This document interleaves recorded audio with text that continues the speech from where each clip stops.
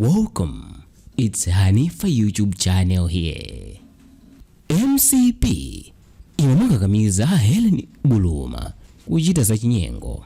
Mwezi wa Juni mchaka cha 2020, bodi ya nthambi ya National Oil Company of Malawi NOCMA inachotsa ntchito mkulu wa nthambi a Gift Dulla kamba ka zifukwa zokhudza ntchito yawo. Bodi yo pa nthawiyo inasankha wachiwiri kwa wamkulu wa nthambi a Hellen Buluma kuti akhale pa udindowo mongogwirizira chabe.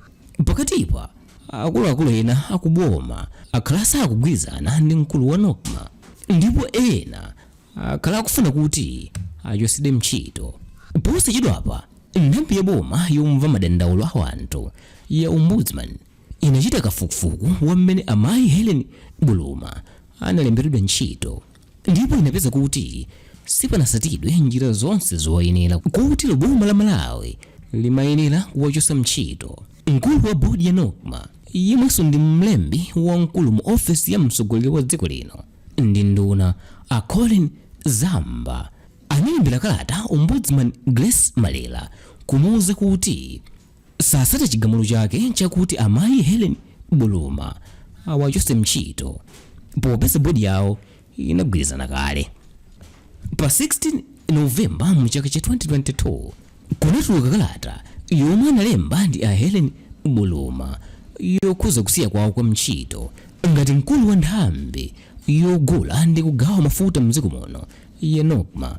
Kalatayi yomwe ife tili nayo ndipo awalembera akhale zamba ngati mkulu wa bodi yawo ikukamba zinthu zingapo zomwe zawapangitsa a Hellen Buluma kuganiza zotula pansi udindowo. Chachikulu chomwe iwo anena kuti asiyira ntchitoyi ndi kukakamizidwa kwawo kuchoka kwa akhale zamba ndi mlembi wamkulu wa kunduna wa zamafuta a Afonso Chikoni ndi anthu ena achipani cha MCP kuti abulumawa abwerese kampani zina zobweresa mafuta mdziko muno kudzera mu njira zosasata malamulo komanso za chinyengo. Iwo akuti njira zomwe amakakamizidwa ndi azamba pamodzi ndi achikoni ndi zodula, ndipo zipangisa kuti mafuta azipitirirabe kudula mdziko muno. Kampani zomwe abuluma akhala kukakamizidwa kuti asayine nazo mgwirizano wobweresa mafuta mdziko muno ndi monga Conference Asset Management Holdings Pte Limited pa mgwirizano wa ndalama zokwana $250 million, 700 SA Oil and Gas yomwe akuti imayenera ipereka mafuta olemera 400 metric tons, yomwe pamwezi boma la Malawi limayenera lizipira ndalama zokwana $40 million. GY and Sons Holdings yomwe ikuyenera kubweresa mafuta olemera 400 metric tons a diesel ndi petrol. Daliso General Dealers komanso ena omwe mlembi wamkulu wa kundunawo wa zamafuta anati wasakaye. Abuluma anakumbusa akhale zamba kuti kwa kanthawi akhala kuwalangiza zokhudza ndondomeko zomwe zimasatidwa pofuna kugula mafuta, koma ngakhale izi zili choncho iwo akukakamizidwabe ndi amayi akhale zamba pamodzi ndi andale anzawo kuti apange njira zachidule zomwe sizoyenera. Apatu azamba ndi anzawo akufuna kuti amayi Buluma aphwanye malamulo ndi ndondomeko zokhazikika poonetsetsa kuti mafuta asowa zomwe ndi zopindulira iwowa ndi kampani zomwe anazisakazo. Kalatayi ikunenanso kuti mlembi wamkulu wa kunduna wa zamafuta anayitanitsa mkumano wina la Mulungu pa 13 Novemba mchaka cha 2022 omwe anasogolera ndi azamba, ndipo kumeneko chachikulu chomwe amakambirana ndi chokhudza kampani ya GY and Sons yomwe ikufuna kupereka mafuta ku NOCMA, komanso zomwe bodi ya mela inagwirizana kuti isauze mtundu wa Malawi kuti tili pangozi pa nkhani ya mafuta. Mkumano umenewo unatha atagwirizana kuti kampani ija ipatsidwe mwayi wobweresa mafuta mdziko muno, komanso bodi ya mela ilengeze kuti mafuta asoweratu ndi cholinga chakuti nthambi ya NOCMA ikakamizike kusayina mgwirizano ndi kampani zatchulidwa zija kuti zibweretse mafutawa. Ichi ndi chifukwa chomaliza chomwe chapangitsa Hellen Buluma kudula pansi udindo wawo popeza akuopa kuti kutero kupangitsa kubweretsa mafuta odula mdziko muno zomwe zipindulire kampani zija ndi anthu andale omwe ali kumbuyo kwawo. Malingana ndi kalatayi, Buluma pamodzi ndi mkulu woyang'anira ntchito ku nthambi ya NOCMA akhala akuwuza azamba ngati mkulu wa board kuti pali njira zachikhalire zomwe ayika kuti athane ndi kusowa kwa mafutako, ndipo iwowa akhala akugwirizana ndi nthambi ya mera komanso ya Reserve Bank. Iwowa akuti anawuzanso amayiwa kuti kusowa kwa mafuta komwe kuli mdziko muno sikuti kwabwera kamba kakuti mafuta kunjaku akusowa kapena kuti kampani zomwe zikubweretsa mafutazi zilibe kuthekera, koma izizi zaza kamba kakusowa kwa ndalama zakunja, ndipo kupeza kampani zina kuti zibweretse mafutawa mdziko muno sikuthetsa vuto la kusowa kwa mafutako, koma kungopindulira achipani cha MCP. Kalatayi ikupitirira kuwauza akhale zamba kuti kulamulidwa komwe analamulidwa utatha mkumano wa pa 13 Novemba ndi kuphwanya malamulo akagulidwa kakatundu mboma Public Procurement and Disposal Act komanso kasamalidwe kachuma cha boma Public Finance Management Act ya mchaka cha 2022 ndi malamulo ena dziko lino omwe nthambi ya NOCMA ikuyenera kusatira. Iwo anatinso zomwe anawuzidwazo ndi kulamulidwa kuti afune asafune azichite zikususana ndi momwe iwowa amayenera kugwirira ntchito yawo ndi zonse zomwe akhala akupanga zaka ziwiri zapitazi kuti nthambi ikhale yosagwa nawo m'mayesero aziphuphu ndi katangale. Kupatula zomwe zanenedwazi zikusonyeza kuti Buluma akhala ali pampanipani kwa nthawi yayitali, popeza kalatayi yawakumbusanso azamba kuti akumbukire bwino lomwe kuti Buluma akhala akukakamizidwa ndi andale omwe akhala kuopseza kuti awapha akapanda kupanga zomwe akufunazo.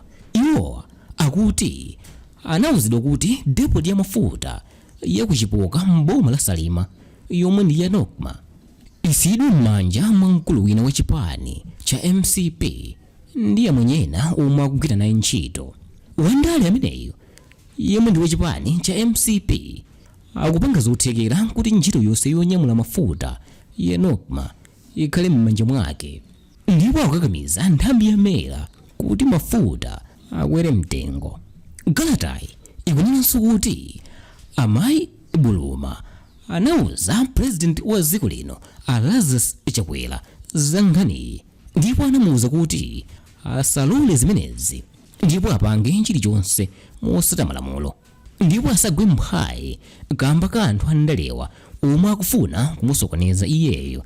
Kutero zomwe azamba akhala kumukakamiza kuti apange zikususana ndi zomwe mtsogoleri wa dziko lino akufuna zoti ntchito zaboma zisamaloledwe ndi anthu andale. Buluma anawuzanso azamba kuti contract yawo itatha mwezi wa August mu chaka cha 2022 analola kuwonjezera miyezi 4 kamba kakuti dziko lino mafuta anali akusowa kwambiri kamba kakusowa kwa ndalama zakunja, ndipo anaona kuti ndikoyenera kuthandiza dziko lake kuti lituluke mu chipinjo chimenecho. Pa ichi iwo anati mwezi wa Oktoba mu chaka cha 2022 boma silinawapase ndalama iliyonse yogulira mafuta, koma anayesera kukamba ndi ogulisawa kuti awapase mafutawo pangongole, ndipo anagawa dziko lonse la Malawi. Kwa iwo akuti ndi zowawa kuti pali anthu ena andale ndi akuluakulu akubomaku omwe akufuna apezerepo mwayi pakusowa kwa mafutako popindula pakuchita katangale. Buluma akuti powona zokhoma zomwe akumana nazo kusatira kukakamizidwa ndi anthu andale azamba ndi mlembi wakunduna wa zamafuta Afonso Chikuni aganiza zotula pansi udindo wawo popeza azambawa ndi bwana wawo koma ali pasogolo kuwakakamiza kupanga zosayenera. Patangotha maola ochepa chabe kalata yakusiya kwa ntchito kwa Hellen Buluma itayamba kuyenda masamba a mchezo a Facebook ndi WhatsApp. Kunayambanso kuyenda nkalata ina yomwe ndi yochokera ku bodi ya NOCMA ndipo inasayinidwa ndi akhale zamba. Kalatayi yomwe ilembedwa pa 15 Novemba mchaka cha 2022 patangotha tsiku limodzi Hellen Buluma atatula pansi udindowo. Ikuwauza abulumawo kuti potsatira chigamulo chomwe anapereka mkulu womva madandaulo a anthu m'mbuyomo Grace Malela, bodi ya NOCMA yaganiza kuti wachotsa ntchito. Kalatayo ikunena kuti pa 31 Oktoba mchaka cha 2022 bodi ya NOCMA inalembera amalira kuwauza kuti sasata chigamulo chawo, koma pakadali pano alangizidwa ndi mlangizi wa boma pa nkhani za malamulo a Attorney General Thabo Chakaka Nyirenda kuti akuyenera kusata chigamulo cha Ombudsman popeza kukanira ndi kususana ndi malamulo. Chikalatachi chinamaliza ndi kuwathokoza Hellen Buluma pa ntchito yomwe agwira ali mkulu wogwirizira wa nthambi ya NOCMA. Naye ofisi ya unduna yofalitsa nkhani mdziko muno yomwe amayisogolera ndi a Gospel Kazako yatulutsanso chikalata chomwe akuwuza mtundu wa Malawi kuti boma la Malawi lathetsa contract ya Buluma posata chigamulo cha ofisi ya Ombudsman. Kalatayo yomwe ndi yosasayinidwa koma ili ndi chidindo chomwe ikuonesa kuti yalembedwa pa 16 Novemba mchaka cha 2022 ikuwuza mtundu wa Malawi kuti usamvere zomwe Buluma alemba mukalata yomwe ikuzungulira masamba a mchezo, popeza zimenezi alemba atachotsedwa kale ntchito. Apatu zikungoonesa kuti kubomako anthu akunjenjemera komanso agwa chagada ndi zomwe mayiwa walemba. Kalata yomwe yachokera mu ofisi ya akazakoyo ikuonesa kuti yalembedwa mwaphuma ndi mosaganiza, popeza kalata ya Bulumayo yalembedwa pa 14 Novemba ndipo yowachotsa ntchito yalembedwa pa 15 Novemba. Patadutsa tsiku limodzi amayi Buluma chisiyire ntchito yawo. Apa ndizichidziwikire kuti kalata yoyamba ndi a Hellen Buluma ndipo makalata enawa bomali likungofuna zobisa kufuka kwake, koma apa laoneka kusowa upangiri pochita zinthu. Ndipo makalata enawa bomali likungofuna zobisa kufuka kwake, koma apa laoneka kusowa upangiri pochita zinthu. Ndi chifukwa ena kungoti boma lopepera. Chimene awapweteka abuluma pakadali pano ndi chakuti awachotsa ntchito potsatira chigamulo cha Ombudsman chomwe chinanena kuti akuyenera asapatsidwe pension popeza sanalembedwe ntchito mosata malamulo. Izi zikuonesa kuti bomali lachita izi pofuna kuwakhawulitsa popeza aulula zinsinsi zawo zambiri. Izi zili chonchi kamba kakuti m'mbuyomu boma lomweli linawayikira kumbuyo kuti sawachotsa ntchito ndi lero zayipa pati kamba kakuti awaulula a Grace Malela amene ndi mkulu womva madandaulo a anthu Ombudsman akana kuti ofisi yawo yalandira kalata yowadziwitsa kuti Buluma achotsedwa ntchito mosata chigamulo chawo. Izi zikuonesa kuti abomawa zonsezi anapanga pa 16 Novemba pofuna kusaoneka kusadziwa ntchito kwawo.